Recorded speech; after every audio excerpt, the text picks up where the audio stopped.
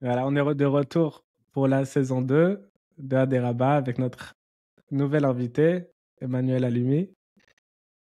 Salut. Voilà, premier épisode. Bezrat Épisode Hashemra. 1, on le rappelle. On va parler du Ravo Ben Yachi, non, de Ben Melech Ben Shifra chez Nechlefou, aujourd'hui. Le fils du roi et le fils de la princesse. Non, le fils du roi. Ah, ça va pas le faire.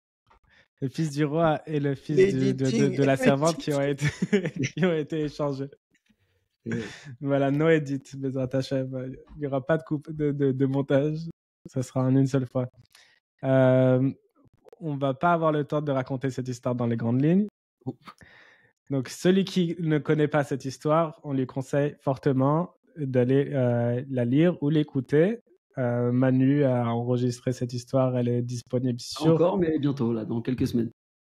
Spotify. Elle sera au moment de la publication parce qu'il va se bouger. Il manque quoi pour que ce soit publié? Elle est enregistrée? Non, elle n'est pas enregistrée. Du flouche, quoi. Non, elle est pas enregistrée. On a tout ce qu'il faut. C'est juste une question d'emploi du temps, là. Ok. Que le comédien où est-ce qu'elle est doublage, disponible à la lecture sur Internet? Une bonne version, une bonne traduction. Il y a ça sur Internet? Ouais, il y a ça normalement sur brestlever.com. Il y a le manuscrit du Rav Besançon là-bas. Ouais, mais je crois que ça PDF marche accessible en lecture. Si, ils l'ont remis là.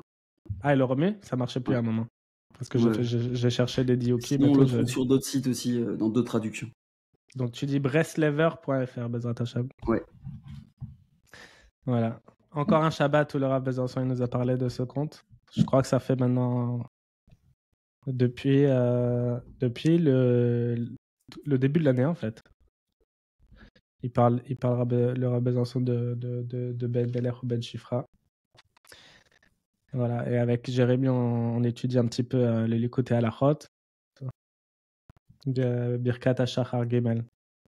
C'est pas mal, hein? C'est un très très beau Likutei Halachot. Et ça parle de ce conte? Ouais, c'est assez rare. C'est un Likutei Halachot qui est basé que sur ce conte. C'est pas genre il est basé sur une Torah et il apporte le conte. Il est basé que sur le conte. Ok. Il parle de Birkat HaShachar qu'on dit Shelo Asani Aved, Shelo Asani Isha. Et il te fait... avec tout Birkat HaShachar, il explique aussi toutes les étapes de la Tfila aussi, avec l'histoire. Ok. Wow. Ouais.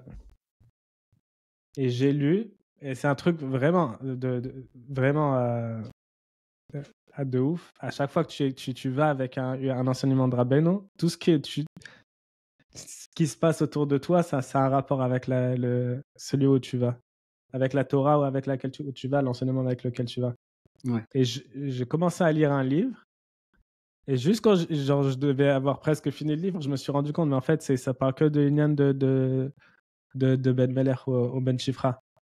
Le livre, il s'appelle Suddenly Jewish, c'est-à-dire soudainement juif, et c'est genre une américaine qui a commencé à interviewer des centaines et des centaines de personnes qui ont comme point commun qu'ils ont appris qu'ils étaient juifs, genre dans le courant de leur vie.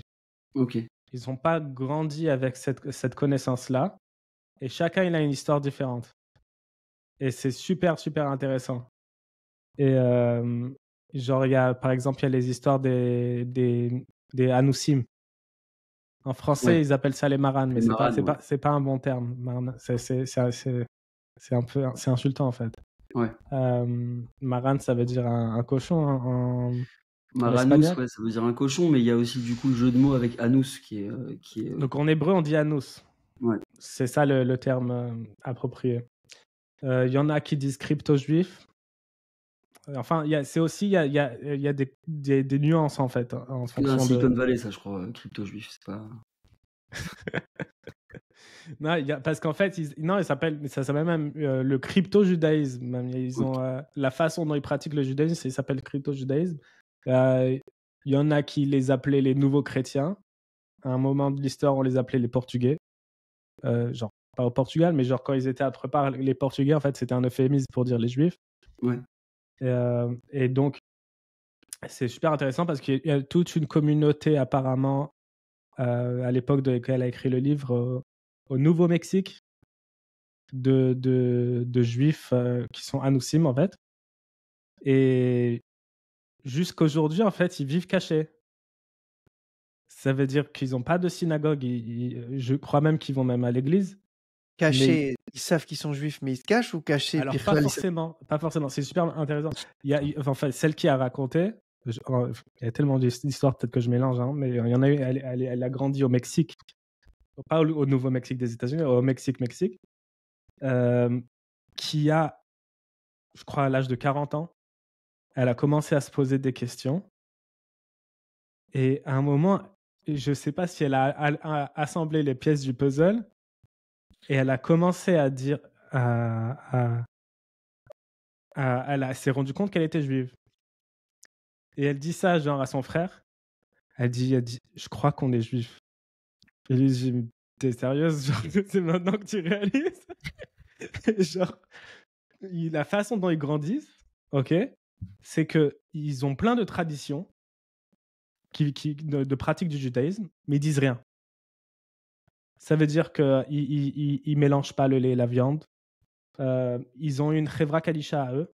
Ça veut dire qu'ils enterrent genre en secret, ils font le tahara. Je sais pas qu'est-ce qu'ils font, mais ils ont leur tradition pour enterrer. Ils se marient que entre eux, mais personne leur dit jamais pourquoi. C'est leur tradition et ils vont à l'église. Ils continuent de faire ça. Ils allument les bougies le vendredi soir. Ils ont d'autres traditions aussi.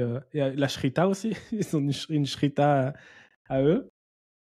Mais ils disent jamais rien. Ça veut dire que elle, ce qu'il raconte, c'est qu'apparemment, si tu te rends compte de toi-même et tu poses des questions, alors on te révèle que tu es juif.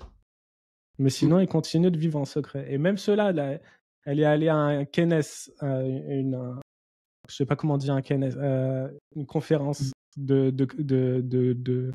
d'Anoussim aux États-Unis.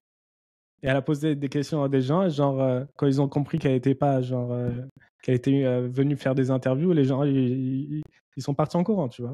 Ah ouais. Genre ils veulent pas qu'ils sachent, ils vivent en secret et tout, et qu'on les juge pas. Mais pourquoi à quel écart? Pourquoi genre aujourd'hui tu peux être juif? Ça fait 500 ans, imagine, ça fait 500 ans qu'ils se cachent qu'ils sont juifs, et jusqu'aujourd'hui ils ont peur. C'est vraiment, je sais pas s'il y a une logique dans ça, mais c'est la façon.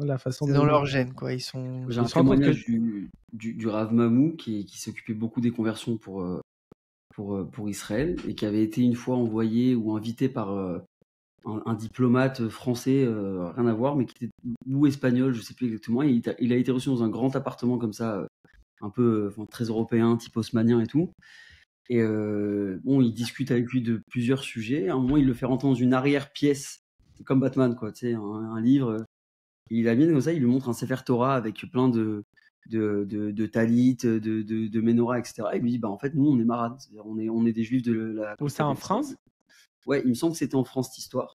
Et il lui révèle qu'en fait, ils sont juifs, mais qu'ils ont plus rien à part tous ces artefacts-là, mais que leur religion, c'est presque d'être marane. Ça veut dire c'est d'être juif sans le dire. C'est ça. Ils appellent ça le crypto-judaïsme.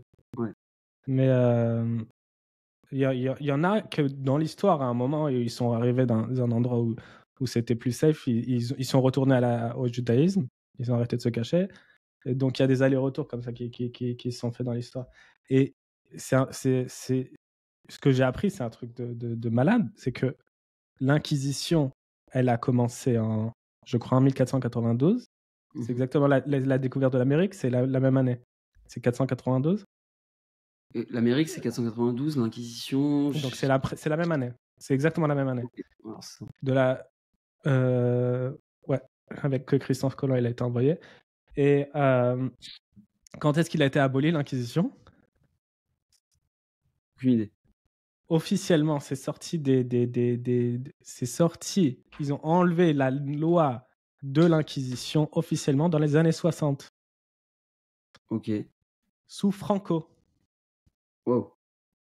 Alors, ils disent qu'en fait, c'était officiellement la loi de l'Inquisition et ils l'ont enlevée, mais parce que c'était, ils s'étaient dit, comme il y a eu la constitution de l'Espagne, comme ils ont fait ça, une république, une démocratie, je sais pas quoi, dans la fin des années 1800, où dans la constitution, ils avaient établi que chaque religion était libre. C'était comme si ça allait de soi qu'il n'y avait plus l'Inquisition, mais elle était tout le temps dans la loi, et c'est Franco qui l'a enlevée officiellement, et parce que c'est les Juifs qui ont insisté pour ça. Et une fois que Franco il a aboli officiellement l'Inquisition, ils ont construit la première synagogue. Et ils ont sorti, comme tu dis, des coffres avec des siffrés Torah, avec des talitot, avec des menorahs et tout. Et donc, il y en a qui sont retournés au judaïsme en public. Il me semble qu'il y a même quelques années, je crois que la monarchie en Espagne, elle avait rendu un chauffard comme ça un peu symbolique qui appartenait à un grand rave. Il l'avait rendu au grand rabbin d'Israël. J'ai vu une histoire aussi comme ça. Ouais. Va savoir combien on a. Peut-être qu'on résume vraiment en 2 minutes le conte, pour ceux qui ne le connaissent pas du tout. Vous êtes sûr? En 2 minutes. On l'attend. C'est 1 heure à raconter le conte, on a essayé. Ouais, on a essayé. Mais en gros, voilà, c'est l'échange. C'est-à-dire que c'est le fils du roi véritable qui a été échangé à la naissance avec le fils de la servante. Et donc, c'est exactement ça, en fait. C'est des Juifs qui ont été élevés sans savoir qu'ils étaient Juifs. Bon, enfin, je te fais le lien avec ce que j'ai vu dans ce livre-là. Et tout ce qui lui arrive après dans ses péripéties dans sa vie, c'est lié à cet échange. Et tu vois que... c'est-à-dire que la personne qui a écrit ce livre, tu vois que c'est pas des religieux, tu vois.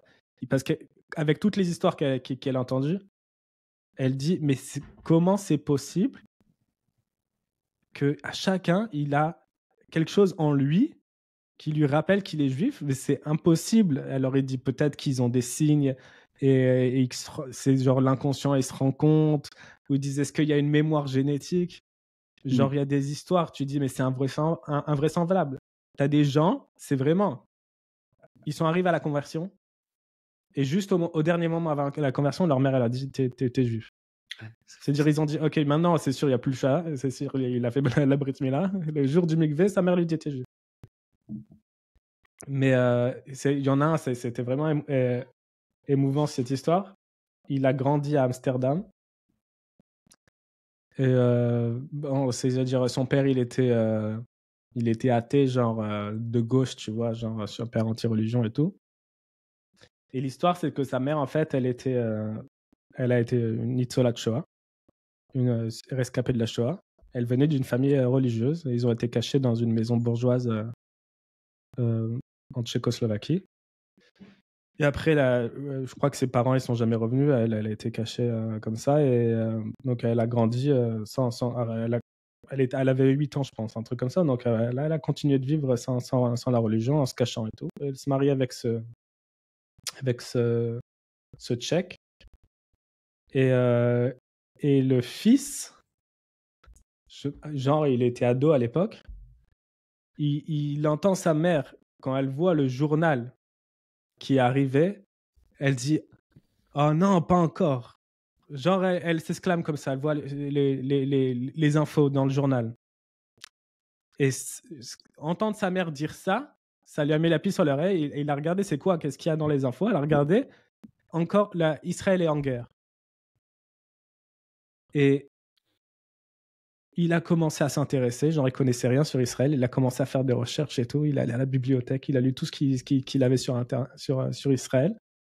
Il a commencé à faire des recherches et après il a commencé à lire la Bible. Et qu'est-ce qu'il a fait? Un truc de ouf, lui-même il sait pas pourquoi il a fait ça, parce que son père il était genre gaucho, anti-religieux par principe, genre c'était un humaniste ou je sais pas quoi. Et il prend la Bible et il déchire le Nouveau Testament, il jette à la poubelle et il garde que l'Ancien Testament, que le Chumash. Et il commence à lire, et il commence à apprendre l'hébreu pour pouvoir lire l'original. Il dit il avait 16 ans, il avait lu 6 fois le Chumash en hébreu. Le Tanar, du coup. Non, pas tout le Tanar. Je sais pas s'il a lu tout le Tanar, mais le Chumash au moins. Je sais plus, il a dit la Bible en anglais. Manu, donc. ça me rappelle l'histoire de... Comment? C'est celui que tu m'avais raconté, là, Saturne. Chaptaï. Chaptaï, oui, pardon, Ouais, il je pense s'appelle à ça Chaptaï aussi. maintenant. C'est ouf. C'est différent parce que là, c'est une vraie conversion, mais là, Ouais, non, mais dans le Ouais. Eniac, Quand quoi, on la le recherche, Israël, ça avait fait le déclic aussi, ouais. Ouais, c'est ça. Bah là, son histoire, ça m'avait fait Ouais. penser. Et lui, genre, à quel point il se rend compte de rien. Genre, il commence à faire... il se rapproche d'un rave, il commence à faire la conversion, à apprendre et tout pour la conversion. Et à un moment, il fait Birkat Amazon et sa mère, elle va à côté de lui. Et elle commence à dire le Birkat Amazon avec lui. Mais tu te fous de moi? Et genre... Mais lui, il se rend compte de rien. Sa mère, elle commençait à lire Birkat Amazon en hébreu et tout. Et après, elle se reprend et elle dit ah ouais, j'étais babysitter et tout dans une famille juive et tout, je devais les aider. Alors, et lui, il a pris ça comme si ok, c'est pas grave. Genre, il a pris ça comme des maîtres. Et finalement, lui, voilà, juste avant la conversion, il lui a dit que elle lui a dit qu'il était juif et qu'il n'avait pas besoin de faire conversion et tout. Donc après, le Rav, ils lui ont fait quand même une tvila, les Khumra, je crois. Il y en a, je confonds, il y a plusieurs histoires et tout. Il y en a que même quand ils sont juifs, ils savent qu'ils sont juifs, ils leur font mikvé les Khumra s'ils ont été baptisés, ils disent. Pour nettoyer, on va dire. Ça peut pas faire de mal, quoi.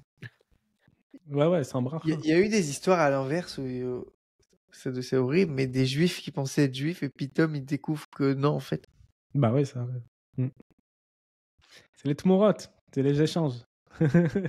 Il y a un compte, il y a un compte entier aussi sur les Maran dans les Sipurim Massiot. Les Anoussim. Ouais. C'est lequel? C'est Maasemin. Ouais, Maasemin Nissim ou Meler chez Gazar Shmad, il a plusieurs noms. Ouais. Là-bas, on voit justement que derrière toute la délivrance de cette histoire-là, elle passe par un Hanous. C'est quoi? C'est l'histoire avec dans un pays il y a une ville, dans une ville il y a une maison, tout ça, c'est Non, cette histoire? c'est pas celui-là. C'est le conte numéro 4, il me semble. Là-bas, c'est une autre histoire où ils sont obligés de se convertir et il y en a un qui, à un moment, fait quelque chose de bien pour le roi et il demande comme privilège de pouvoir mettre talit et Ah tefillin. oui. Et c'est marrant parce qu'on voit au début qu'il y en a qui choisissent l'exil et de laisser tous leurs biens. Il y en a qui choisissent de rester, mais à un moment, bien qu'il soit resté, au bout de quelques années, il a une révélation que, en fait, ça me sert à rien de tout mon argent et tout ça. Je voudrais juste avoir le privilège de pouvoir mettre mes téfilines. Et de là, en fait, ça va être une galguelle que de fil en aiguille, la royauté du père et du fils et du petit-fils, etc., elle va être détruite à cause, en fait, de cet homme-là, quoi, qui est resté. Donc, il y a un vrai truc de ces gens-là, ils ont sacrifié leur judaïsme, mais d'une certaine manière, à la fin, ça s'inverse aussi. Ouais. Et ça me rappelle ce que tu disais, Nissim. Tu dis qu'en fait, il y a un truc un peu inné comme ça. Je sais plus si je l'ai vu chez Rabbi Nathan ou chez peut-être dans Ibn Achal, Rabbi Israël Osser qui dit ça. C'est un truc qui revient souvent sur ce compte-là, sur les enfants échangés. C'est que, en fait, le principal de l'échange, il est sur le nom seulement. Ouais. C'est dans les quotas à la leur nom qui est échangé. C'est-à-dire, à aucun moment, on peut pas leur voler leur identité réellement. On leur vole leur nom. Et toute l'histoire, c'est comment ils vont réussir à dévoiler de l'intérieur leur vrai nom. Ça veut dire comment ils vont réussir vraiment à être appelés une nouvelle fois roi et pour l'autre servant. C'est ce qui se passe à la fin du conte d'ailleurs. Mais c'est fort ce truc-là de se dire on change simplement le nom et la personne elle est obligée de passer par des choses. C'est pas que le nom dans l'histoire. Le nom c'est hyper général dans ce que tu dis. C'est le nom, les parents, l'entourage, l'habitation, le truc. Mais en réalité ça change rien à son essence. En vrai, l'échange, il te dit c'est qu'un échange de noms. Il dit ça dans les quotas à la rote. C'est ça la nouveauté qu'il apporte Rabbeinu dans ça, c'est qu'il te dit en fait ta royauté elle coule dans ton sang. C'est pas quelque chose qui dépend de ta stature ou de ton palais ou de ton environnement. C'est ce qu'on avait on en avait un peu parlé, c'est noblesse oblige. C'est-à-dire ce truc-là il est inné, c'est ce qu'on voit au début du conte. Il ressent ce manque-là, il sent qu'il est pas à sa place, il sent lui il a des bonnes manières et il est entouré de gens qui sont un peu grossiers. Alors il grandit avec des gens grossiers, donc forcément il est entaché par ça. Et à l'inverse. Le vrai fils de la servante qui lui grandit dans le palais, il est très grossier par rapport à la noblesse qu'il y a tout autour de lui. Donc, en réalité, leur essence même de qui elle est intacte, elle change pas. Par contre, on change leur nom. Et ça perturbe tout. Toute l'histoire, c'est comment tu vas rétablir cet ordre. Toute la réparation. Ouais, c'est presque la quête à comment mériter son nom presque. C'est pas un acquis, quoi. C'est maintenant ton nom, tu dois aussi le payer à quel point t'es royal, tu vois, à quel point t'es. Et l'histoire, où il est à des Digne rabats de ce nom. dans cette histoire, où il est à des rabats dans cette histoire, c'est que au début, ok, il souffre. Au début, il a de la révolte. Quand il doit partir en exil, ok? Et il s'énerve et il dit mais qu'est-ce que j'ai fait? Je suis innocent. C'est-à-dire si je suis le fils de la servante, alors j'ai rien fait, laissez-moi tranquille. Et si je suis le fils du roi, alors vraiment encore moins. Et à cause de ce raisonnement-là, il tombe dans la révolte et il tombe dans la débauche. Parce qu'il dit j'ai rien fait. Et après, il dit au contraire. Il dit, si c'est possible, il dit, regarde à quel point on s'acharne contre moi. Après, il se rend compte, il dit, c'est pas normal qu'on s'acharne autant contre moi. Il dit, si c'est possible que Hachem il fasse un échange comme ça, alors la façon dont je me suis comporté, elle est mauvaise. Adraba. C'est ce qu'il dit en plus. Il dit à des rabbins. Ce qui est fou, on en avait parlé un peu toi et moi la semaine dernière, Nissim, c'est que ce Hadraba-là, il est incroyable parce que c'est juste un miroir qui inverse tout. C'est-à-dire qu'il n'a pas dans sa réflexion à ce moment-là un nouvel élément ou un nouvel argument qui fait qu'il comprend la chose différemment. C'est juste le fait de dire à plus forte raison, s'il m'arrive ce qui m'arrive, alors je peux le voir différemment. Il change simplement l'angle de la perspective qu'il a sur la situation, mais il n'a pas de nouveau, il n'y a pas une nouveauté qui vient qui fait qu'il a un élément en plus qui peut comprendre qu'il est peut-être destiné à quelque chose de plus grand. Il n'y a rien de nouveau. Il est toujours dans le même état il fait que tomber. Il est destitué, il est poursuivi. Mais à un moment, sa perspective elle change simplement parce que il dit Adraba, justement, c'est louche en fait. Exactement. C'est ça qui est fou. C'est juste la façon dont il échange la chose. C'est exactement ça. C'est-à-dire, c'est juste la façon dont il regarde la chose. Donc, en fait, le Aderaba, c'est Zéléomadze de l'échange, de la Tmora. À la base, on l'a échangé contre lui. Et donc, toi, tu dois. En fait, ce qu'il doit faire dans sa vie, c'est réparer cet échange. Et la seule façon de réparer cet échange, c'est Aderaba. Je veux dire, au contraire. C'est-à-dire, tu vois à quel point. Je veux dire, toi, tu veux vivre ta vie tranquille et tout, dans ton petit patelin et tout, et on te fait tous ces problèmes. Et tu dis, c'est pas juste et tout, c'est pas juste, et il va commencer à faire des conneries, mais dis, mais attends, le fait que tout ça t'arrive, ça doit te mettre la puce à l'oreille. C'est-à-dire, c'est pas logique. C'est-à-dire, quand tu vois aujourd'hui tout ce qui se passe avec la guerre en Israël et tout, tu vois l'acharnement qu'il y a contre les Juifs. Depuis l'histoire, c'est pas nouveau en fait. C'est-à-dire, les gens, ils croient que l'antisémitisme, il s'est arrêté à la Shoah, tu vois. Genre, après, c'est devenu tabou. Mais tu vois qu'il a toujours été là. Il est jamais parti. Mais tu vois que les accusations qu'ils ont contre les Juifs, c'est pas logique, l'acharnement qu'il y a. Il y a pas... C'est pas normal. C'est pas normal qu'il y ait un acharnement comme ça dans le monde. Donc c'est ça le raisonnement qu'il doit y avoir. C'est dire à des rabats, tu vois qu'il y a quelque chose. C'est-à-dire, tu vois, tu as une grandeur derrière, tu as une valeur, qu'on s'acharne à ce point contre toi. Qu'ils font des bêtes mishpat internationaux, des trucs comme ça contre. Attends, et quand il a dit à des rabbins, Loga, qu'est-ce qu'il a fait après? Il a dit c'est bon, j'arrête de faire le ouf, je vis ma vie. Enfin, il est retombé. Il a eu ses raisonnements. Il a eu un moment, il avait envie de faire tchouva. Il est retombé. Mais comme il a eu ce moment-là, c'est ce que je t'avais dit. On dit Shabbat Vainafash. Nachon. Ça veut dire quoi? Shabbat va'in nefesh, la Gemara dit Shabbat va'in nefesh.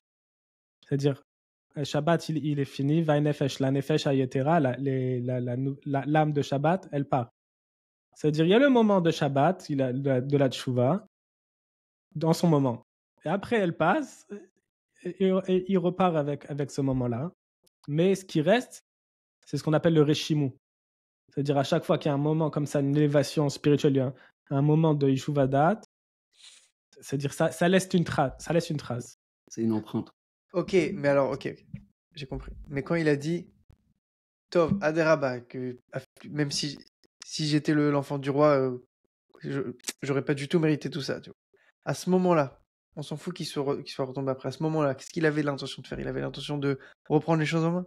C'est ça le Aderaba que tu parles? Non, juste, il dit c'est la façon dont je me comporte, elle est pas ma team. C'est-à-dire, c'est comment dire.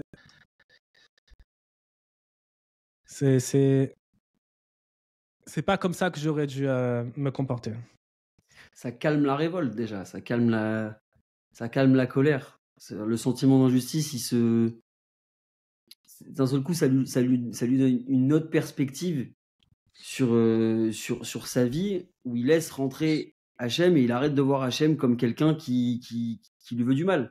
Et il se dit, c'est anormal ce qui se passe. C'est fou parce que en fait, c'est cette persécution-là. Sans cette persécution-là, en fait, on le persécute parce qu'on pense qu'il est peut-être réellement le fils du roi. Et donc, on le suspecte d'être un potentiel danger pour le roi qui est en place, alors que lui n'a rien demandé. C'est-à-dire que lui, s'il n'est pas persécuté, il ne va pas aller chercher sa vraie place. Il va pas, bon, il ressent ce manque, on l'a dit, mais il ne va pas chercher à se remettre en place de manière très, très intense. Et en fait, le fait qu'on le persécute, ça va à un moment donné l'amener à faire cette pirouette-là de Hadraba, ce salto arrière où il va tout remettre en place. Et là, il va commencer à revenir réellement vers son identité. Alors, c'est pas immédiat, mais du coup, il est plus ouvert après à quand il va faire un rêve où on lui dit, écoute, va travailler là-bas. T'as un destin, c'est-à-dire t'as quelque chose à faire. T'es pas FKR, t'es pas juste abandonné dans le monde et tu t'abandonnes à tes passions. C'est-à-dire, ça, il l'a fait. Maintenant, il y a quelque chose qui lui dit, écoute, va travailler là-bas. Il y a peut-être quelque chose qui t'attend. Et donc, comme il y a peut-être quelque chose qui t'attend, ça veut dire que tu reprends peut-être à l'esprit que tu te mets à l'esprit que tu as une destinée. T'es pas inutile dans ce monde. T'es peut-être destiné à faire quelque chose. Et là, il se met en marche. Alors après, ça prend du temps. Mais Razak. Mais pourquoi je pose la question? Parce que depuis qu'on a commencé avec Nissim, chaque fois, en fait, comment ça se passe? Il raconte une histoire dans les petites lignes là d'Afka. Et on discute de ça et on essaie de trouver le Haderaba sur... On essaie de trouver le Haderaba sur ça, tu vois. Et après de l'amener les Maasé. Et chaque fois, il est différent. Et chaque fois, il dit, c'est ça, Haderaba. Mais c'était pas le même que la semaine dernière. Et donc, du coup, en fait, à chaque fois, je me dis, bon, il faut que je prenne un truc pour moi, la les Maasé, tu vois, c'est le but de ce qu'on fait. Et là, j'arrive pas à voir. Bon, tu me l'as bien expliqué. Tu cherches de comprendre il est où le Haderaba dans l'histoire ici. Il le dit explicitement dans l'histoire. Il dit Haderaba. Oui, j'ai compris qu'il le dit, mais... Haderaba, c'est inverser ta perspective. C'est-à-dire, les faits, ils sont là. Mais en fait, la façon dont tu regardes les choses, elle change tout. Elle change tout. C'est-à-dire, même dans la politique, dans les médias et tout, les gens, ils te disent, comment ils appellent ça c'est la façon dont tu racontes l'histoire, en fait. Parce que les événements, ils sont là, mais la façon dont l'histoire, elle va te racontée, c'est-à-dire les gens, la droite, elle va te dire ça, la gauche, elle va te dire ça. Les événements, c'est les mêmes. Mais en fait, toute l'histoire, c'est comment tu regardes l'histoire, comment tu la racontes, l'histoire. Tout change. Tout change avec la façon dont tu racontes l'histoire. Donc, toi, il faut que tu trouves la bonne façon de les voir. C'est-à-dire, les mêmes événements, la première façon qu'il analyse les événements, il se dit, mais tu te rends compte, attention, on m'a viré, on nous a fait souffrir pendant des années et tout, maintenant je dois vivre en exil et tout. et loin de ma famille, loin de là où j'ai grandi et tout. Pourquoi on se fait... Et il se victimise, en fait. En fait, je suis une victime du système et tout, on abuse de moi et tout, et il se plaint. Tu vois, genre, ça, c'est ça, c'est la façon de penser de gauche, tu vois. Genre, tu es une victime, tu vois. Donc, ça veut dire, sache que tu es une victime. Il est rentré dans la politique. Ça va pas... Je suis bien de penser. Parce que tu sais, vraiment, en aparté, ils vont refaire Harry On a Potter parlé sur avec YouTube. HBO, ils vont faire Harry Potter Ah ouais. en série. Et maintenant, les fans de Harry Potter, ils ont très peur qu'ils fassent un Harry LGBT. Potter woke, tu vois. Parce que déjà, ils ont dit le casting, tu vois, la description du casting, c'est un truc super woke. Et il y en a, ils ont fait un mème, ils ont dit You're a victim, Harry. Harry, tu es une victime.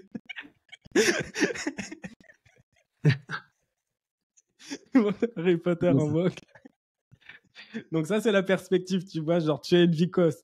Et ça, c'est la façon, les gens, ils t'expliquent, genre d'après les événements, tu vois, tu peux expliquer de cette façon et tu vas faire toute ta vie, tu vas te plaindre du système et tu vas faire Mélenchon, quoi. Et si tu veux te prendre en main, c'est ça, tu fais que gueuler toute la journée. Mais ça, c'était sa première réaction. Et à un moment, il réfléchit. Il dit, tu te rends compte? C'est pas logique qu'on te fasse autant souffrir. Il y a quelque chose derrière. Il y a quelque chose derrière. Il dit, alors, ce que j'ai fait, en quoi ça a aidé? C'est-à-dire cette révolte que j'ai eue, que je me suis fait souffrir à moi-même, comme on me fait souffrir à moi, je vais me faire souffrir moi-même encore plus? C'est quoi cette logique? C'est la réaction des gens qui ont été rejetés à la base, c'est de se faire encore plus souffrir. Et après, il réfléchit. Pourquoi? Et donc après, il dit Aderaba. Ça veut dire, si je suis le fils du roi, alors comme on a dit, noblesse oblige. C'est-à-dire comporte-toi comme un prince. Et il y a aussi un, je vois un peu plus loin, tu vois, mais je me dis il y a aussi une valeur qui est très juive, pour le coup actuelle dans les parachutes qu'on lit en ce moment là d'Avraham Avinu, c'est que à chaque fois qu'il y a cette idée-là de Hadraba, tu retrouves une valeur absolue, une valeur qui est vraiment absolue tout le temps, c'est la Emouna. C'est-à-dire que là où on pense que la valeur absolue, ça va être par exemple le Hémet, très souvent Rabbi Nachman et Rabbi Nathan t'avait fait un épisode même sur ça. Le Hémet, c'est pas du tout absolu. Le Hémet, c'est presque ce qu'il y a de plus relatif en réalité. C'est-à-dire, on peut être autant persuadé qu'on veut d'une vérité, elle est forcément relative par rapport au moment, à l'instant, à l'endroit et à qui la clame. Par contre, la Emouna, si tu la places en valeur absolue, en fait, là, le Hadraba, c'est juste le moyen de unlock, de débloquer ta situation. C'est-à-dire que tu as un décor qui te montre que ta Emouna, elle est absurde. C'est-à-dire qu'il te montre que Dieu, il n'est pas dans le monde, qu'il t'a abandonné, qu'il n'est pas juste, qu'il y a de l'injustice, qu'il y a de la colère, qu'il y a toutes sortes de choses, de tromperies, d'inversions. Mais si tu gardes comme valeur absolue la Emouna, alors tu peux passer tout ça. Et une fois que tu arrives au fin fond de l'inversion du décor le plus catastrophique du monde le plus chaotique possible, tu as encore cette possibilité de dire Adraba, j'ai une carte joker, ça s'appelle l'Aïmouna, je sais qu'il n'y a rien qui est fait au hasard, et je sais que le bon Dieu, il est juste, et je sais que ce qui m'arrive, j'ai pas une persécution parce qu'il y a un type qui décide de me persécuter, j'ai une persécution parce que Dieu, il est en train d'essayer de me bouger, par exemple. Et il y a ça, tu le retrouves, à chaque fois que tu as le Hadraba, tu le retrouves ça. Tu le vois avec le Maasé du Melech Hanav, le roi humble. Donc il y a un sage qui est envoyé par un roi pour aller attester de l'humilité d'un autre roi qui déclare être un homme de vérité, être un homme fort, un gibor, un homme de vérité et très humble. Alors le premier roi en question dit je sais qu'il est fort parce qu'il est entouré de navires et qu'il a toute une île, etc. Par contre, qu'il soit humble et un homme de vérité, ça j'en ai aucune idée. Et il demande à son sage d'aller faire un portrait de ça. Et c'est très fin parce que souvent quand on lit comme ça de première abord, on se dit, il envoie le roi il envoie son sage pour vérifier ça et pour inspecter. En fait, il lui demande juste de lui ramener un portrait. Et ce sage-là, il va aller dans ce pays, il va tomber dans les bas-fonds de la corruption, il va voir que le pays entier est un pays de menteurs catastrophique. Il va monter d'échelon en échelon en échelon jusqu'à arriver jusqu'au ministre, et il va voir que les ministres aussi sont pas mieux que le Sénat et que la population. Et il va dire au roi ces 4 vérités. Le roi, il est derrière un voile, il va lui dire, écoute, ton pays, il est pourri. T'es roi sur quel type de pays, tout est rempli de mensonges, etc. Et là, t'en avais parlé aussi, dans un épisode, Adraba, malgré tout, toi, t'es bon. Et en fait, si tu te caches, c'est parce que il va expliquer le fait qu'il soit caché par rapport à sa valeur absolue, qui est la Emouna, qui est que mon roi m'a envoyé pour que je lui confirme que tu es un roi humble. Et donc là, c'est pareil, c'est-à-dire qu'il a cette valeur absolue d'un seul coup, ça redevient quelque chose de vital. C'est-à-dire, s'il continue de voir que Dieu est injuste, il va être en colère toute sa vie. Il va pas s'en sortir, il va continuer à se flageller, à se faire souffrir tout seul, comme tu dis, à se punir en fait du mal qu'on lui fait. Mais à un moment, il décide de dire, bah non, attends, il n'y a pas de raison que moi je m'exile et que moi je souffre et que moi je sois en colère. S'il m'arrive ça, c'est que forcément il y a une raison derrière. Et donc Adraba. Et là, il remet, c'est-à-dire presque une fois qu'il touche le fond, il remet les choses un peu dans leur bon sens.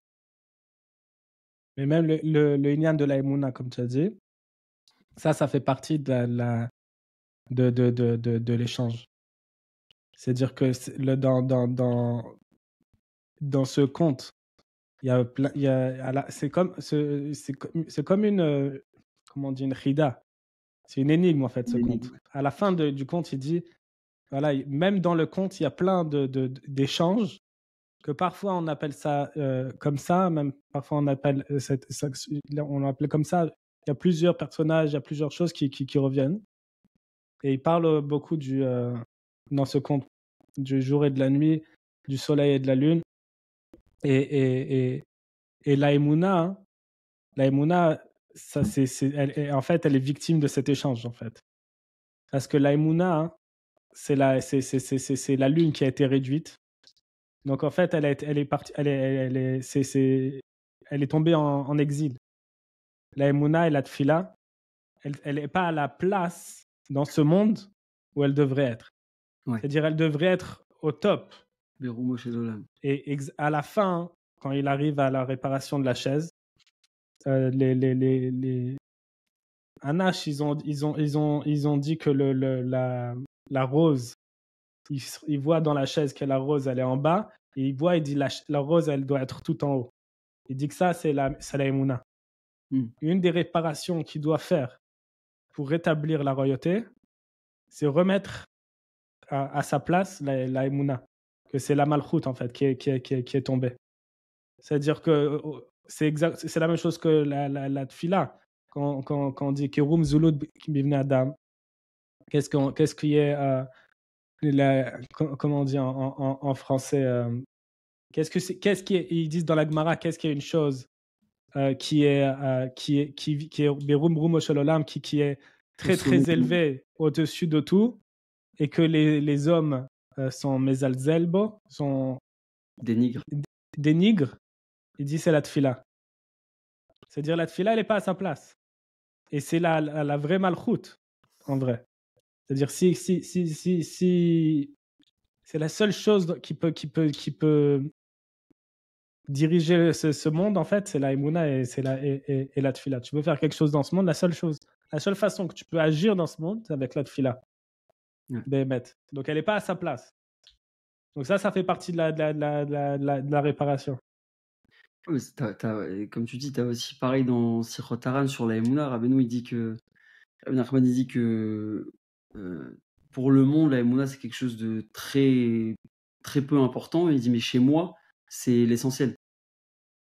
C'est-à-dire que là aussi, tu as une inversion de valeur. C'est étonnant quand même de dire ça, de dire pour le monde. C'est-à-dire, il parle pas que du monde, il parle pas que de Hakoum, il parle même chez les Juifs, même chez les religieux. Tu dis, la Emouna, elle est pas à sa place. Même au bout du jour. Elle a pas sa place là-bas. Il dit, chez moi, c'est quelque chose de très, très grand. Et il y a aussi un remèze avec ça. Et c'est aussi avec la tfila et la émouna. Maintenant, faut s'accrocher. Le passage où il dit qu'il entend ce rire dans la forêt qui fait trembler tous les arbres. Et il demande à l'homme de la forêt. Il lui dit, c'est quoi ce rire-là? Il dit, en fait, c'est la nuit qui demande au jour. Il dit, pourquoi, quand tu es là, je n'ai pas de nom? Et le jour, il rigole, et là se lève, c'est comme ça qu'il fait jour.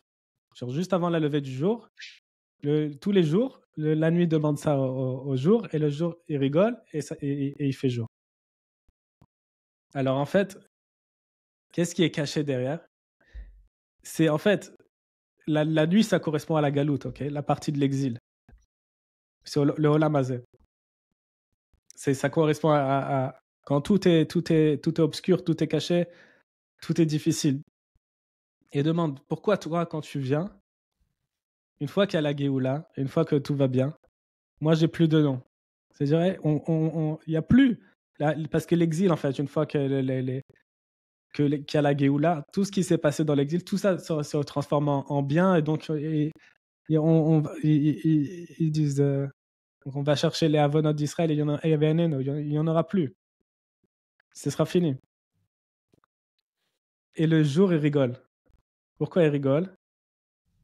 C'est un ami à moi qui a été Mefaresh, il a dit, parce que lui, le jour, il sait que la nuit, elle est bien plus grande. La Avodat Hashem, dans la galoute, dans la nuit, elle est bien plus élevée. Alors, tout ce qu'on veut, Bémet, c'est que on veut la Géoula, on veut que tout aille bien. Mais la grandeur, en fait, de la nuit, c'est la grandeur de la Malchoute qui est cachée et tout. Elle est bien plus, elle est bien plus grande. Et ça, je crois que c'est le Friedrich Rebbe de Lubavitch. Et où le jour, il rigole en mode tu sais pas ce que tu es en train de dire, tu sais pas ce que tu vaux. Tu sais pas ce que tu rigolo, veux. genre. Parce que, non, mais ce qu'il dit, c'est vrai. C'est-à-dire, mais il rigole, qu'est-ce que tu veux? Et je crois que c'est le Friedrich Rebbe qui dit quand il y aura la venue de Mashiach, alors on aura des gagouim de la galoute. C'est-à-dire, ça va nous manquer la galoute, mais c'est-à-dire, ça va pas nous manquer la galère et tout ça. Mais ça veut dire qu'à l'intérieur de toi, tu dis, regarde, ce que je pouvais accomplir, la Avodat Hashem, dans la difficulté, chaque petite chose que tu fais, qu'est-ce qu'elle est importante pour Hashem dans cette période-là qui est tellement difficile. Parce que ici, tu as le Inyan de Aderaba. Ici, tu as le Inyan de Aderaba. C'est ça qui va te manquer, en fait.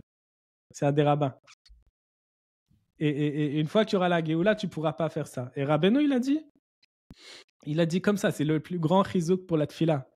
Il dit, c'est quelqu'un, tu le fais venir du Olam à Emet. Tu le fais venir de quelqu'un qui est parti de ce monde. Tu le faisais venir vivant quelques heures. Il a dit, c'est sûr qu'il prierait très, très bien. Mm. Et donc, tu dis, ben, là où il est dans le Olam à Emet, il peut prier. Qu'est-ce qu'ils font? Ils ont quelque chose d'autre à faire? Mais là, elle est dans la Laïla. Mais Bémet, ils savent c'est quoi la grandeur de la nuit. Donc c'est pas ça, ils rigolent. C'est-à-dire, toi, tu galères. Mais tu sais c'est quoi la grandeur, mais parce que tu sais pas. Et c'est d'où il est le tzrok. Le tzrok, c'est le tzrok de Aderaba. Parce que une fois qu'il fait jour, quand il y aura la Géoula, Azima les tzrok pinu. C'est ça la Géoula. Quand il y aura la Géoula, Azima les tzrok pinu, on rigolera. Et on rigolera, d'où on va rigoler de toutes ces années de galoute que nous on faisait la gueule et on était dans l'état qu'on était et on faisait et on savait pas c'était quoi là et on va rigoler de ça. Ça m'est arrivé les Maasé il y a 2-3 semaines je crois à la Sina. Vendredi un peu fatigant, fin de semaine, la course, non, j'arrive épuisé à la Sina.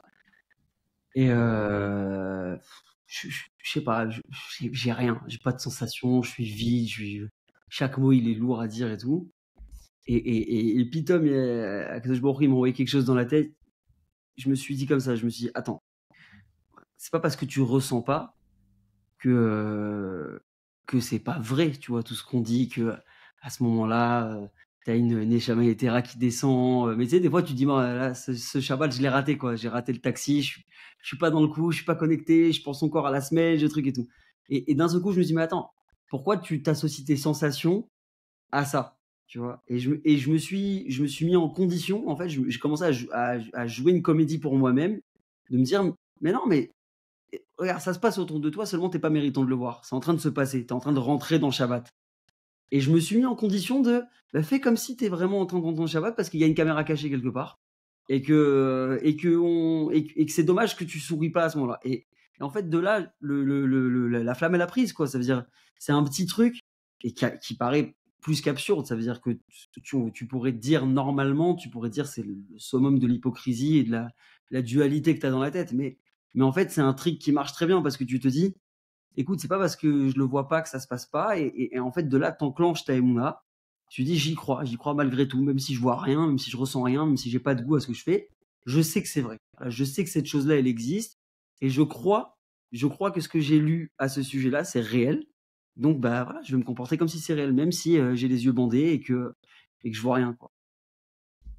Il y a le Alors passage ça s'est bien passé? C'est exactement ce que tu as fait là. Vemunatra Balelot.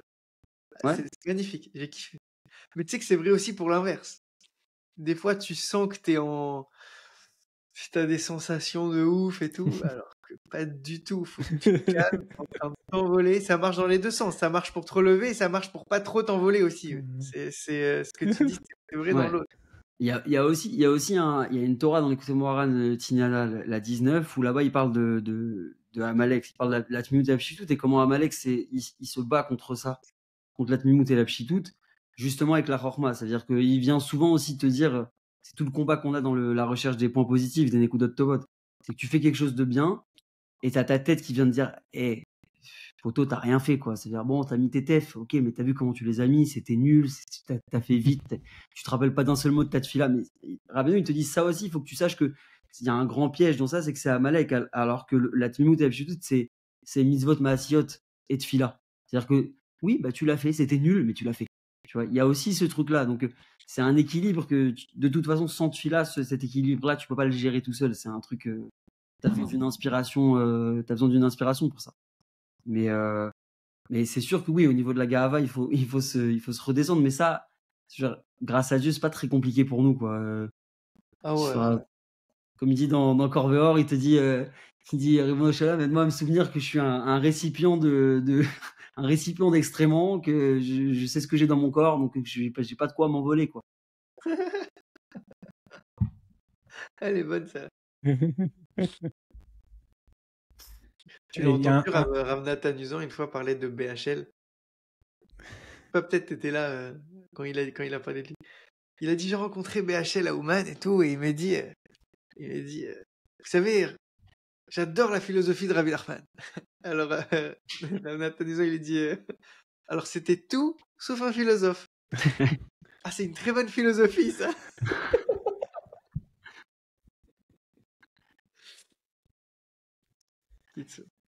Le ridouche de la semaine, là, de nom, ça. Tu sais que il y a une grande coucha dans cette histoire. C'est qu'à la fin, l'homme qui est sur le cheval, c'est lui qui lui transmet la Vindavar Metor Davar, cette connaissance-là. Et comprendre une chose par une autre. Et donc, l'intuition. La question, c'est... L'intuition, tu dis? Rabbi Nanson, il dit que la bina, ça se traduit par l'intuition. En réalité, c'est l'intuition de sainteté, parce que l'intuition, nous, ça a une connotation un peu d'imaginaire. Mais là, la vraie bina, c'est le Zohar qui dit ça, en fait. C'est le Zohar qui dit que c'est de l'intuition. Mais c'est la vraie intuition. C'est réellement déduire une chose à partir d'une autre, c'est que tu n'as pas besoin d'explication, en fait. L'intuition, je pense pas que ce soit imaginaire. Hein. C'est une sagesse... que tu sais pas d'où elle vient. Oui, mais aujourd'hui, le terme, il est tellement... Je le précise parce que le terme, il est tellement faussé Bah que oui, bah il a raison. Parce que là, quand j'entends intuition, ça veut dire que le davar Aleph, il est pas du tout coiffeur avec le davar Bet, mais que j'ai sorti le davar Bet du davar Aleph par magie, genre. Il y a un gars qui est devant moi, je le sens pas. Par intuition, j'ai un truc on qui me parle de sort. la vraie intuition là, effectivement. Ouais, mais parfois, il y a les gens qui suivent leurs intuitions. Moi, je respecte ça tellement parce que ça, c'est des trucs genre, comment on dit, les femmes, elles ont une Intuition grande, féminine, une ouais. grande intuition. Et parfois, il y a des trucs, toi, tu sais, t'es sûr et tout que ça marche. Ta femme, elle te dit non, non. Et ça m'énerve. Ouais, Soit quand tu on suis dit moins les l'intuition, pas ton lignane, plus et l'intuition. elles ont tout le temps raison. Moi, je peux te dire ça par contre. Eh, tu Ça. vas te faire des problèmes là. Hein, non, mais vraiment, parce que si tu suis l'intuition comme ça, non, mais même parfois, je regrette de ne pas avoir suivi mes intuitions. Comme je t'ai dit, Jérémy, moi, j'ai des règles que je me suis créées dans ma vie. J'ai dit, voilà, c'est des règles, il faut les suivre à 100%. On ne va pas dire c'est lesquelles. Moi, Mais genre, On l'a suivi, Vasso. j'ai des copains qui m'ont envoyé des Oui. messages, qui m'ont sorti des captures d'écran de groupes WhatsApp que j'ai créé avec eux il y a 7 ans. Où je leur dis, les gars, le Bitcoin, il est à $6 000, c'est le moment d'investir. Et ils m'ont envoyé des messages en me disant, j'espère que tu as suivi ton intuition. Je leur ai dit rien du tout. mais ça, même j'ai un ami à moi, je l'ai vu. Il vendait des bitcoins, il lui travaillait dans le Forex il y a 10 ans, ok? Et il nous parlait du bitcoin et tout, et nous, on savait même pas de quoi il parlait, tu vois. On nous disait c'est de l'argent de la mafia. À l'époque, c'est ce qu'on disait, tu sais. Je me rappelle. Ah, t'as pas fini, pardon. Juste une seconde. Et je l'ai revu, je l'ai dit alors. Alors le bitcoin, il n'avait pas acheté un seul. Moi, je me rappelle, écoute, ma mère, elle m'a amené à l'école en 2010, comme ça, à la Haute-Zeratora. Et on entend aux infos, ouais, la monnaie virtuelle qui a dépassé le seuil des 18 centimes pièce. L'État a un peu peur, machin, régulé, truc. Et ma mère, elle m'avait dit, ah, c'est des bêtises et tout ça. À l'époque, à l'époque où lui il le vendait, c'était 6 $. 18 centimes pièce. C'était 6 $. Et bon, en gros, non, alors donc la grande question, c'est pourquoi est-ce que lui, l'homme qui est sur le cheval, qui avait cet héritage-là, il avait cette connaissance-là, pourquoi est-ce que lui, il n'est pas rentré, il ne s'est pas occupé de réparer la Médina, le pays? Et c'est une grande couchia, donc ça fait plusieurs Shabbatot qu'on parle que de ça. Il y a à chaque fois, le Rav, il apporte des nouveaux terutzim et tout. Et là, il a rapporté un nouveau teroutz. Et il a dit, c'était un Malach Hashem. Il dit c'était un ange de Dieu. Et en fait, il a dit c'était une épreuve qui a été envoyée par Dieu juste pour voir s'il était prêt à abandonner son instrument qui lui permettait de faire chanter de faire sortir les mélodies des animaux. Et en fait, c'était une épreuve. Et il a surpassé cette épreuve. Et en fait, cet échange-là, c'est aussi une réparation de l'échange, parce qu'il a échangé, il a donné un outil qui était une grande valeur pour pouvoir avoir une plus grande connaissance pour développer son spirituel, quoi. C'est un vrai outil spirituel d'arriver à la Bina. Et pour ça, en fait, c'est de la Messirut Nefesh. Il a donné de lui et il a été prêt à abandonner une chose qu'il avait pour pouvoir avoir cette chose-là. Et donc, c'était une épreuve pour pouvoir avancer. Donc, c'était une réparation aussi pour cet échange-là.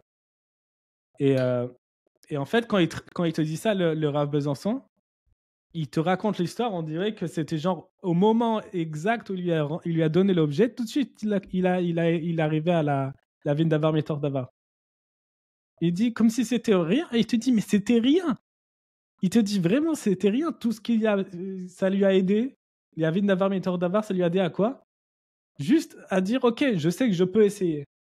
Parce qu'il ne laissait pas rentrer dans le pays, sauf si tu disais, ok, je suis prêt à essayer de réparer l'ordre dans le pays et de rétablir la royauté. Il dit juste, cette connaissance-là, ça lui a permis de savoir, ok, tu peux essayer, c'est tout. Et il y a un grand secret dans ça, c'est qu'en fait, c'est la seule chose dont tu as besoin dans ta vie pour tout réussir. Ça veut dire, même lui, il le dit. Je sais pas il ne sait pas comment il va le faire. Tout ce qu'il sait, c'est qu'il peut essayer. Il va y aller, il va essayer.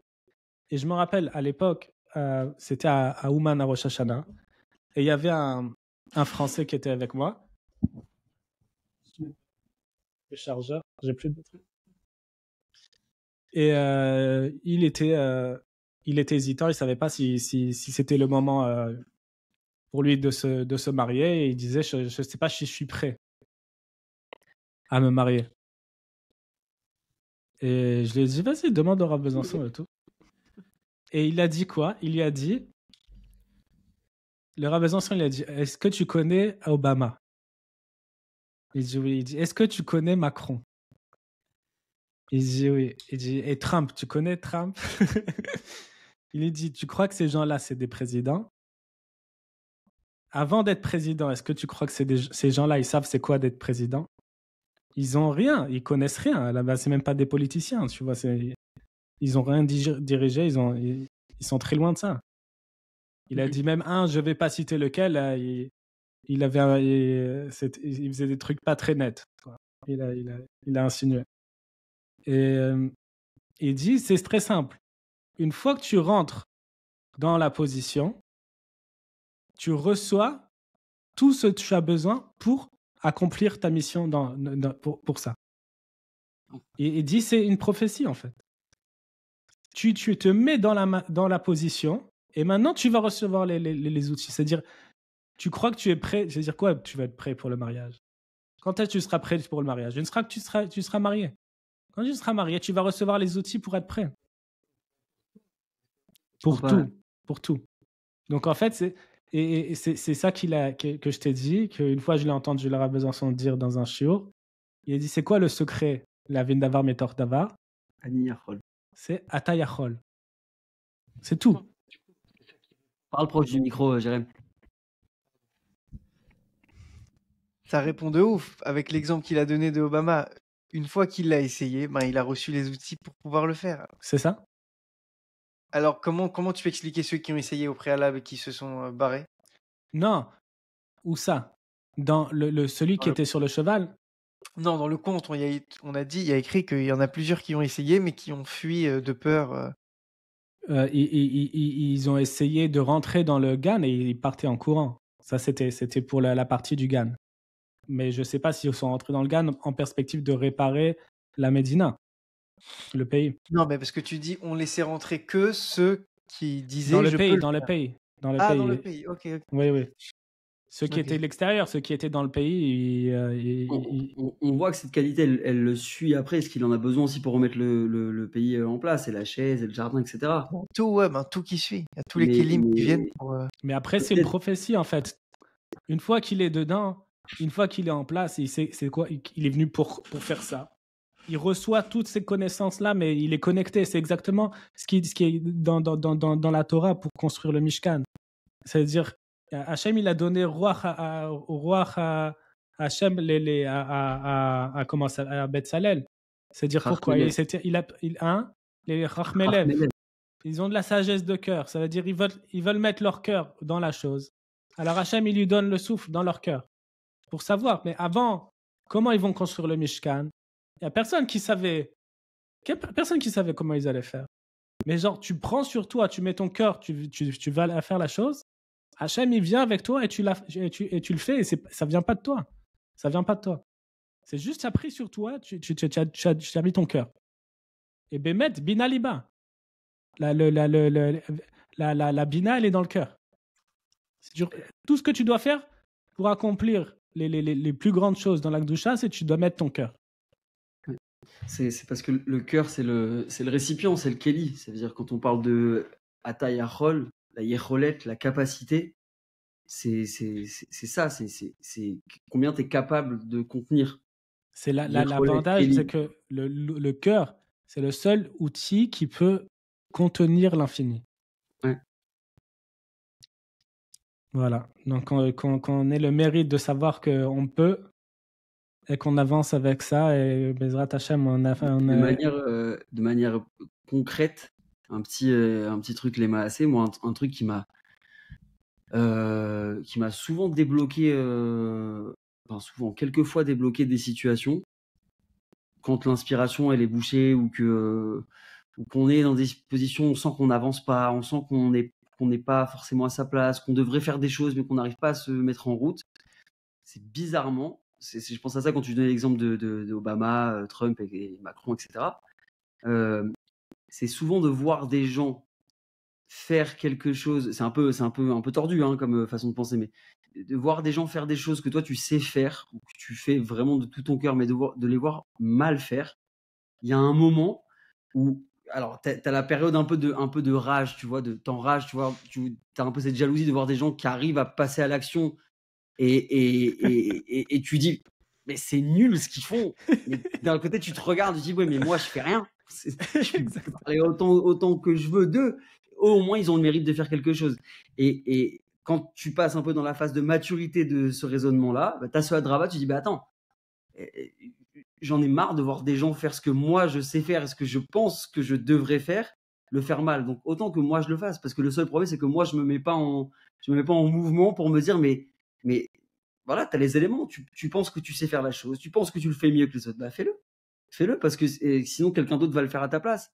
Et effectivement, peut-être que l'autre va mal le faire parce que lui c'est pas à lui de le faire. Et il y a ce truc là, j'ai entendu je sais plus où, vous êtes dans un podcast ou quoi, où même parfois on te dit mais attends mais tu fais ça mais il y a de la concurrence, il y en a plein qui le font déjà. Ouais mais moi je l'ai jamais fait. Tu vois, ce truc là aussi, c'est moi où je me positionne par rapport à cette chose là. Et je vais te rattacher ça avec l'instrument qui va échanger contre la bina, c'est que là où ça devient de plus en plus dur, c'est que plus tu as l'impression d'avancer et d'acquérir des capacités, etc., ça devient de plus en plus dur parce que tu es obligé à chaque fois de laisser la chose aussi. Ça veut dire à quel point tu es prêt à abandonner cette chose pour avoir plus grand. C'est-à-dire, est-ce que tu es prêt à abandonner ta capacité à... Voilà, tu as un instrument qui fait chanter les animaux, est-ce que tu es prêt à le laisser ça aussi? Et ça, c'est toute la gymnastique du cœur. Ça veut dire, tu t'es attaché émotionnellement à quelque chose, tu as créé un récipient qui peut contenir énormément, mais est-ce que tu es prêt à tout détruire? T'as une stabilité, t'as une chose que tu connais sa valeur déjà, et tu vas vers une valeur que tu sais pas forcément qu'est-ce que ça va t'apporter. Et d'un Est-ce que tu es prêt à annuler ça? Exactement ça, j'ai parlé avec un ami ce matin, et on s'est rendu compte, en fait, cette épreuve-là qui est envoyée Mina Shamaim, comme il a dit, c'était un ange d'Hachem. En fait, c'est ce qui te dit Rabbi Nachman, que lui, il a dit, c'est quoi la différence entre moi et les autres sadikim? C'est que les autres sadikim, ils sont arrivés à un certain niveau et ils se sont arrêtés. Oui. Et lui, il avait cette force, une fois qu'il a atteint un certain niveau, il annulait tout. Il recommence à zéro comme s'il savait rien. Il savait à chaque fois lâcher sa connaissance. Il s'est dit, avant d'arriver à ce niveau-là, je savais même pas c'est quoi ce niveau-là qui était au-dessus, à quel point il était grand. Il dit, alors qu'est-ce qu'il doit y avoir encore plus après? Mais il a vendu son outil, Kilo. À chaque fois, il vendait son instrument. À chaque fois. Il te faisait des tours. Il le vendait, hein.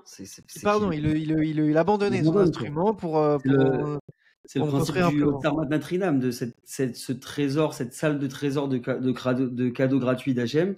En fait, c'est l'accès à l'infini. Ça veut dire, tu es obligé à un moment donné de dire, si je veux contenir l'infini, je dois être d'un aspect de rien. Ça veut dire, il n'y a rien qui peut contenir l'infini. Donc moi, je dois m'inclure dans l'infini et à ce moment-là, être complètement... je suis annihilé, quoi. Je m'annule complètement. C'est un niveau d'annulation, à tel point que, voilà, c'est le fameux Shabbat Nachamu, la Torah Inchet Tignana, où Rabbeinu, les élèves, ils viennent Shabbat chez lui, à un moment où il leur dit, je vous jure sur la sainteté du Shabbat, que je ne sais rien, j'ai pas d'enseignement à vous donner, parce que il a jeté ça. Il a dit, Hachem, moi, j'ai besoin d'accéder à beaucoup plus grand que ça. Je veux te dévoiler, et la vérité, c'est que je sais rien. C'est ce qui fait aussi Moshe Rabbeinu. Il dit, il casse les louchot, c'est-à-dire, tu m'as donné les louchot, c'est extraordinaire, elles sont merveilleuses, tu m'as donné les tables de la loi, mais j'ai rien à en faire. S'il n'y a pas le peuple derrière, j'ai rien à en faire. Donc, Aïm Michenia Misifrecha, efface-moi de ton livre, j'existe pas. Et là, en fait, Hachem, après, il lui donne accès à beaucoup plus grand. Mais c'est très difficile, c'est un lâcher-prise. C'est un borrido ce que tu as dit. Pourquoi? Peut-être que le fait qu'il a abandonné le Kli, c'était Julirat à Luchot. Et la Bina, c'est Luchot Shniot. Dans le processus artistique, tout le procédé d'apprentissage dans la Gdusha, c'est briser ce que tu sais pour arriver au niveau supérieur. Le Rav Mansour, il m'avait dit une fois, je lui avais posé une question un peu naïve comme ça au début, j'étais un peu dans d'autres trucs et tout, je lui disais, quelle est la place de l'artiste dans le judaïsme? Et il m'avait répondu, en fait, tous les juifs, c'est des artistes, quoi, tous les juifs. Et là, en parlant de ça avec vous, je me rends compte que dans le processus artistique, il y a vraiment ce truc-là de lâcher prise. Tu es obligé de lâcher prise si tu veux réussir à faire quelque chose. Et c'est vrai que c'est ce que tu dis, c'est un processus de comment avancer dans la Kedusha. C'est que tu es obligé, quand tu arrives à une certaine sagesse, de comprendre que tu comprends rien et que je peux pas contenir l'infini. C'est-à-dire, si j'essaye d'exister, je vais enfermer l'infini dans une boîte. Il y en a qui ont essayé comme ça de mettre la Torah dans une boîte. Et toi, tu dis, non, il n'y a pas de boîte. Il faut que ce soit un flux, il faut que ce soit. On ne fera pas de référence à un site internet. Mettez-nous dans les commentaires, d'ailleurs, si vous avez deviné. non, mais sans mauvais jeu de mots. Sans mauvais jeu de mots. C'était pas l'intention en réalité. Mais c'est-à-dire que c'est toi, tu dis, je suis un disque dur et je suis un contenant. Ou soit tu dis je suis un flux et ça passe, quoi. Ouais. Mais Hashem. Tov. C'est comme l'histoire Le Gars, il s'arrête plus. Le podcast va durer 3 heures. C'est ça. Tu vas être obligé d'éditer, tu le fais en 6 épisodes, celui-là. Ouais, il faut retourner au travail à un moment. Allez. On couche en Mahala, il y a le temps. Shabbat Vainafaj. Attends, regarde. Non, viens, on conclut. Voilà, on a essayé un nouveau format et Bezrat Hashem qu'on continue comme ça, c'était très sympathique. Et tu coupes la fin. Non, il n'y a rien qui est coupé, c'est ça. Arrête, il n'y a rien qui est coupé et ça le nouveau format non édité, Bezrat Hashem. Cette fois-ci, on va publier sur Spotify, j'espère. Bezrat Hashem. Et à la Shavua Tov, Batzlacha. C'est mon histoire, ça veut dire. Bon, allez,